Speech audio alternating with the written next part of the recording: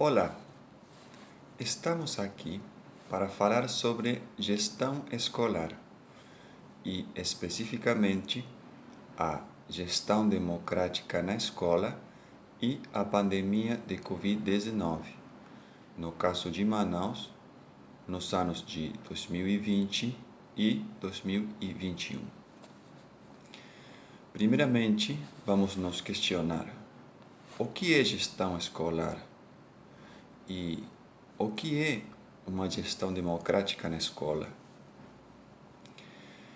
Quando se fala em gestão escolar, é muito comum que se faça uma correspondência direta do conceito de gestão com o conceito de administração, o que não é pertinente. A administração não é a gestão. E para fazer esta diferenciação, é preciso definir, em primeiro lugar, o que é a administração. Então, segundo o autor Paro, a administração é a utilização racional de recursos para a realização de fins determinados. Bem, nós vivemos numa sociedade capitalista, na qual tudo vira produto. Então, é importante reconhecer que a escola é uma potencial produtora de lucros e foi considerada por muito tempo como uma instituição passível de se adaptar a um modelo decisório compatível com esse conceito de administração que, na verdade, surgiu do mundo empresarial.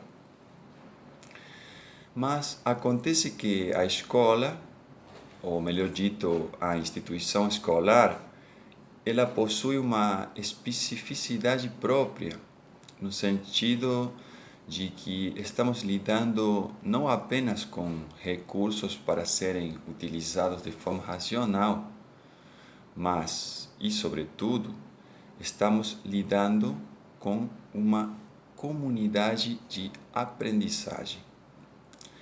Foi o autor Libânio quem começou a falar em comunidade de aprendizagem para referir-se à escola, já que possui diversos atores e esse modelo administrativo que vem do mundo empresarial e que tem um tom verticalista e centralizante na direção, não se adapta também às características da escola. Então, é aqui que começamos a nos referir não a um modelo de administração, e sim a um modelo de gestão escolar. O conceito de gestão nos remete diretamente à organização de processos pela mobilização das pessoas. São processos decisórios que afetam diretamente distintos grupos de pessoas. Na gestão, o centro do processo administrativo é a tomada de decisões, e a escola, pela sua natureza, enquanto lida com a comunidade educativa, se adapta muito mais a um modelo de gestão do que a um modelo de administração, com características mais circulares do que verticais. O conceito de gestão, para ser aplicado à escola, seria então o processo de construir uma decisão e fazê-la funcionar. Construir uma decisão e fazê-la funcionar. E se considerarmos que a pandemia de Covid-19 impactou severamente a comunidade educativa, essa comunidade de aprendizagem foi desfeita no seu núcleo ao separar o aluno do professor. Então, nesse contexto, é o modelo de comunicação entre os diferentes atores, o modelo de gestão de cada escola pode ter tido um papel muito importante.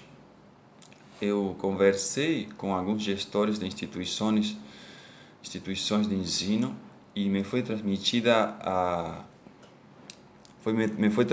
a seguinte impressão. No momento em que a pandemia começou, o isolamento foi a única medida útil para frear o contágio. Esse isolamento fez quebrar esse vínculo entre o professor e o aluno, aquele encontro presencial que permitia que o processo de ensino e aprendizagem acontecesse. Num contexto como o da pandemia de Covid-19, a gestão escolar teve a difícil tarefa de restabelecer essa comunicação entre o professor e o aluno. Então, uma gestão democrática na escola com certeza possibilita uma melhor comunicação. A gestão democrática na escola é caracterizada pelo trabalho colaborativo e, com certeza, num contexto tão adverso e que ataca o núcleo do ato educativo, que é a relação entre o professor e o aluno, separar o professor do aluno, isto foi o que a pandemia fez. Separou aos professores dos alunos e coube à gestão escolar dar uma saída para esta situação. A gestão democrática na escola seria um modelo de distribuição de cargos e funções decisórias de caráter colaborativo entre os membros da comunidade educacional, sendo o gestor quem coordena esta comunicação. A pandemia de Covid-19, ela veio para confirmar que a gestão democrática é o modelo de gestão mais adequado para a instituição escolar. Fato que também é reforçado pela legislação. Por exemplo, a gestão democrática está prevista no próprio texto constitucional de 1988, no artigo 208, no capítulo 7, que preconiza que o acesso ao ensino obrigatório e gratuito é um direito público subjetivo. Nessa mesma racionalidade jurídica, temos também a Lei de Diretrizes e Bases, a Lei 9.394 do ano de 1996, no seu artigo 5º, e também o Estatuto da Criança e do Adolescente, no capítulo 54. Então, agora, a pandemia de Covid-19 teve características próprias na cidade de Manaus, como veremos a continuação. As características do cenário epidemiológico, que vai mudando ao longo do tempo, devem ser consideradas como determinantes na hora das instituições educativas tomarem as suas decisões de cara aos desafios impostos pelo isolamento social.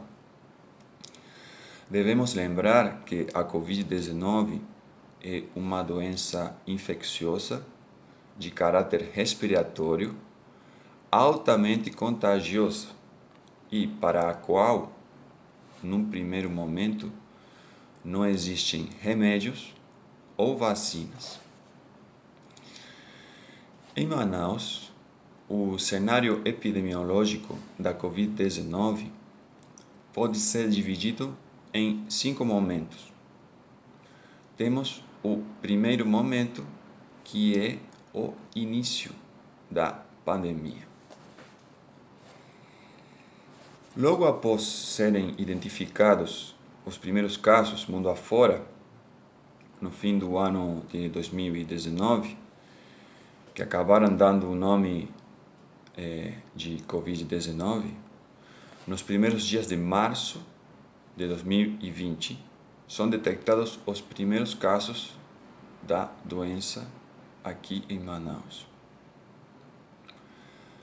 A partir desse momento, são impostas pelas autoridades as primeiras medidas de isolamento social preventivos. Nesse primeiro momento, apenas os serviços essenciais continuam a funcionar. Nós estamos num momento de grande incerteza inicial, na qual ninguém faz sequer ideia de por quanto tempo essa situação vai se prolongar.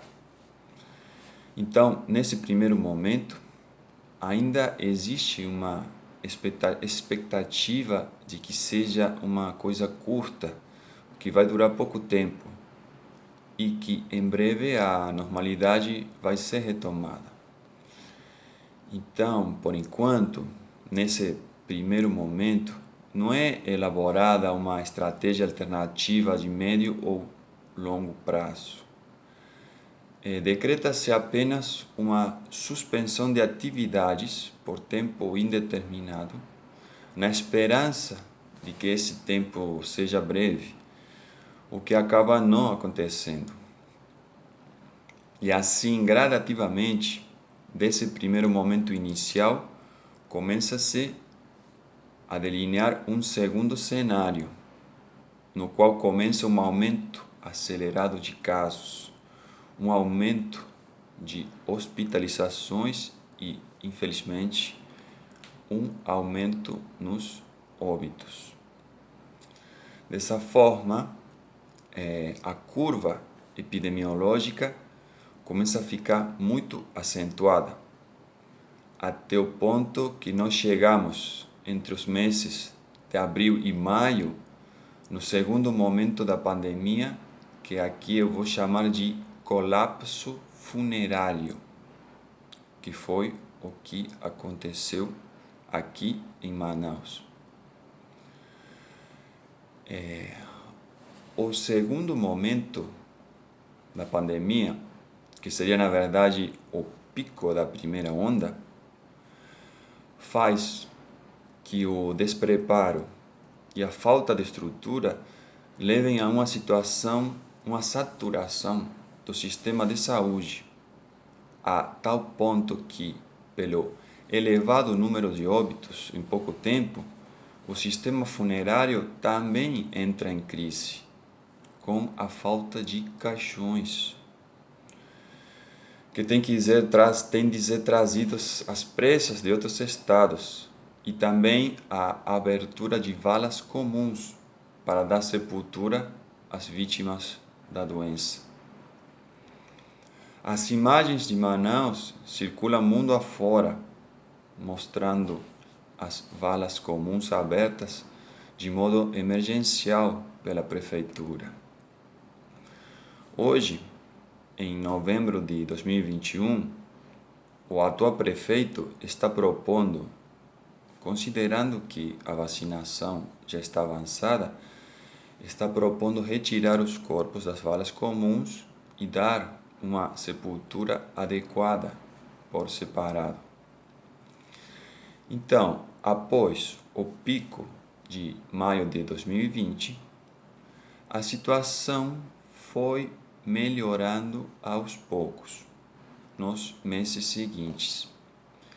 Começa a acontecer uma redução nos óbitos. Isso se dá por um aumento nos leitos, uma ampliação do número de leitos de UTI, como resultado do esforço de todas as esferas do poder público. Mas não foi apenas a ampliação de leitos, foi também o ajuste de alguns protocolos de atendimento que permitiram uma estabilização dos casos sem colapsar o sistema de saúde, tanto público quanto privado.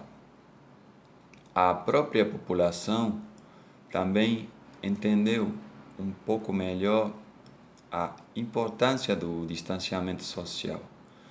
Mas não podemos nos esquecer que a vulnerabilidade da nossa estrutura socioeconômica de país periférico no sistema capitalista faz muitos cidadãos precisarem de sair nas ruas para procurar o sustento das suas famílias.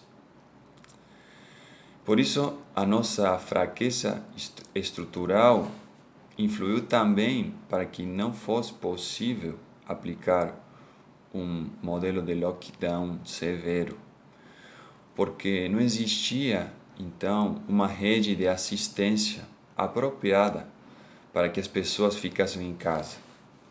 Então, logo após esse primeiro pico, essa melhora, entre aspas, pois ainda não contamos nem com remédios, nem com vacinas prontas.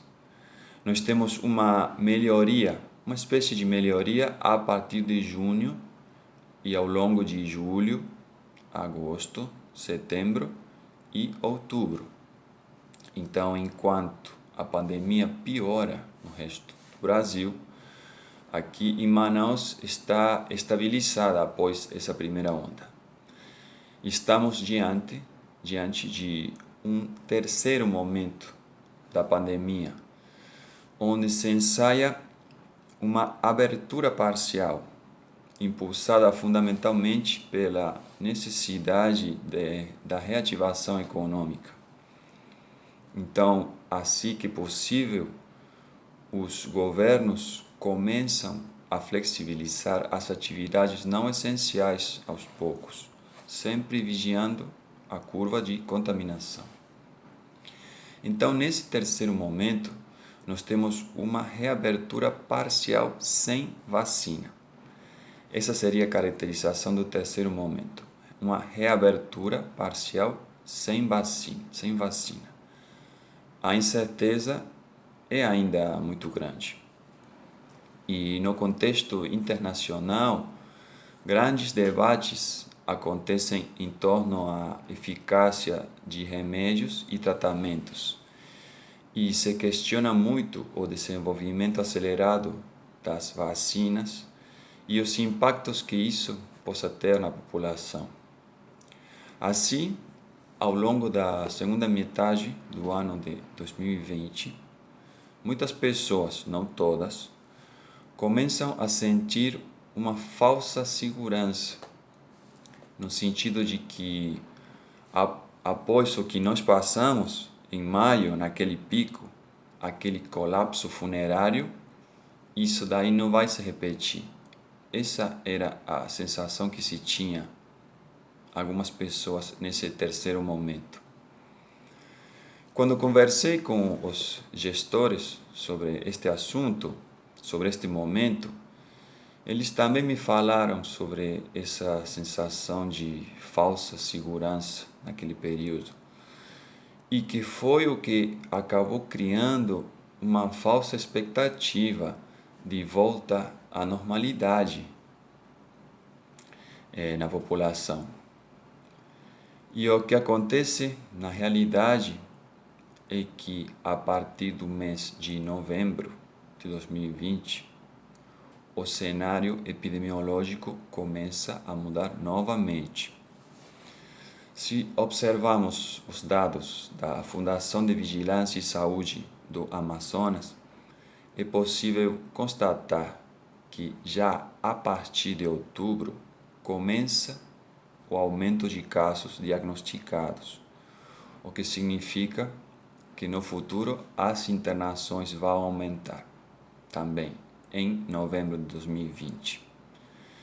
E para piorar a situação, é identificada uma variante do vírus original de Manaus, o que leva a uma escalada vertiginosa de internações, muito pior daquela de maio de 2020, que leva novamente a um colapso do sistema de saúde, chegando talvez ao momento mais triste, mais caótico e mais aterrorizante que vivemos em Manaus nos últimos anos. Este momento, que eu vou chamar de quarto momento, ou seja, tivemos o início, a crise funerária, a reabertura parcial sem vacina, e nós estamos no quarto momento, que seria o segundo pico da pandemia, que acontece na virada do ano de 2020 para o ano de 2021, e que eu vou chamar de crise do oxigênio. Mais uma vez, infelizmente, Manaus vira notícia mundo afora por causa dessa crise marcada pela falta de oxigênio e que fez que as pessoas morram. Os estoques de oxigênio revelaram-se insuficientes para a altíssima demanda motivada pela nova variante do vírus que surgiu aqui em Manaus. Um desentendimento geral entre os governantes das diversas esferas sumou-se a problemas históricos que temos aqui no Amazonas, como, por exemplo, a estrada BR-319, que liga Manaus, capital do estado do Amazonas, e Porto Velho, capital do estado de Rondônia. Essa é a única via terrestre de comunicação que une Manaus com o sul do país e encontra-se intransitável desde a década de 1990. Por diversos motivos, que vão desde entraves ecológicos até altos custos de manutenção, a BR-319 fica intransitável e sem pavimentação, e poderia ter servido para transferir pacientes via ambulância para outros estados. O que aconteceu foi que somente puderam ser transferidos por via aérea aqueles pacientes que tinham condições de embarcar nas aeronaves do Exército, que não foram concebidas para o transporte de pacientes, resultando que os casos mais graves não puderam ser transferidos e acabaram morrendo por falta de ar. Os caminhões-tanque que traziam o oxigênio do sul do país demoraram muito para chegar pela BR-319, ao ponto que tanques de oxigênio doados pela Venezuela chegaram antes. Foi um momento realmente dramático que nós vivemos aqui em janeiro de 2021. Mas, a partir daí, com a chegada do oxigênio, a abertura de mais leitos, o envio de verbas, de profissionais, foi possível contornar essa crise. E com a gradativa melhora nos números e aprovação das vacinas, já começou a ser possível pensar novamente numa reabertura. Então, o cenário vai mudando, estamos num momento que vai começar a vacinação, que eu vou chamar da última fase da pandemia e que se estende até o momento atual, que eu chamo de reabertura parcial com vacinação. Ou seja, é a retomada das atividades presenciais que vai acontecendo gradativamente conforme a vacinação vai avançando e os números da pandemia vão recuando. Então aí temos os 5 momentos da pandemia em Manaus. Primeiro, o início, em março de 2020, marcado pela incerteza e pelo isolamento. Depois temos o segundo momento, a crise funerária, derivada da primeira onda da doença, em maio de 2020. O terceiro momento, que é a reabertura parcial sem a vacina, acompanhada por uma falsa sensação de segurança, a crise do oxigênio como manifestação da segunda onda da doença e, por último, o momento atual, que é de vacinação e reabertura a partir de março de 2021.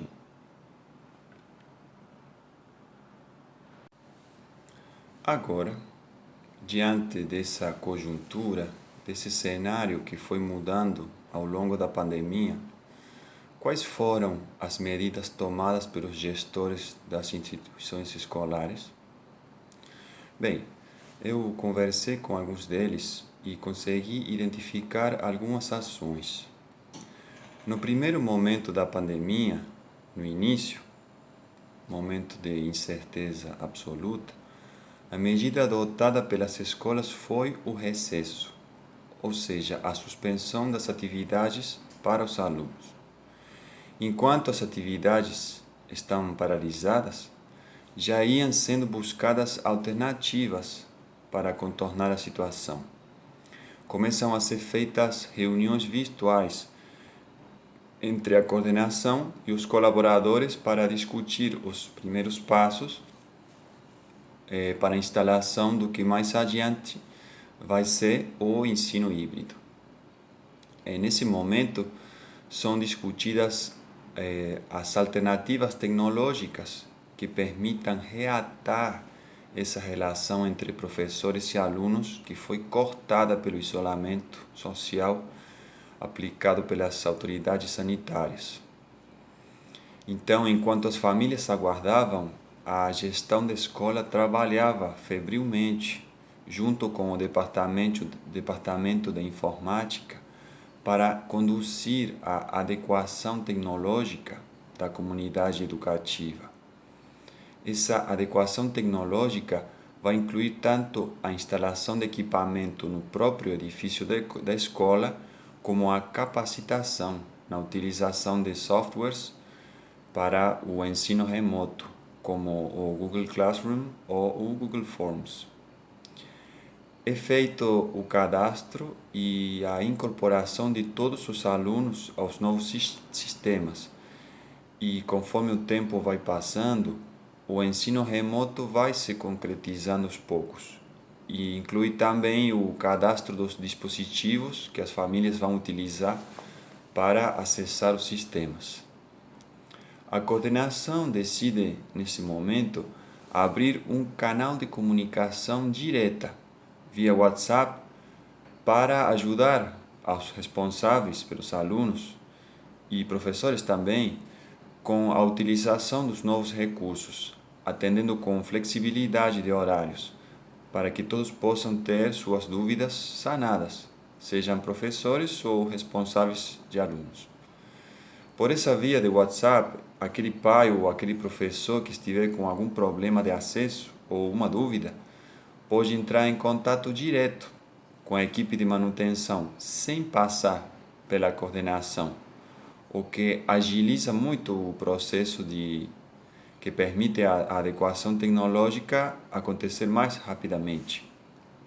Então, dessa forma, quando chega o primeiro pico da pandemia, em abril e maio de 2020, já está funcionando o ensino remoto, seja por meio de aulas gravadas ou por aulas ao vivo ministradas desde o endereço dos professores.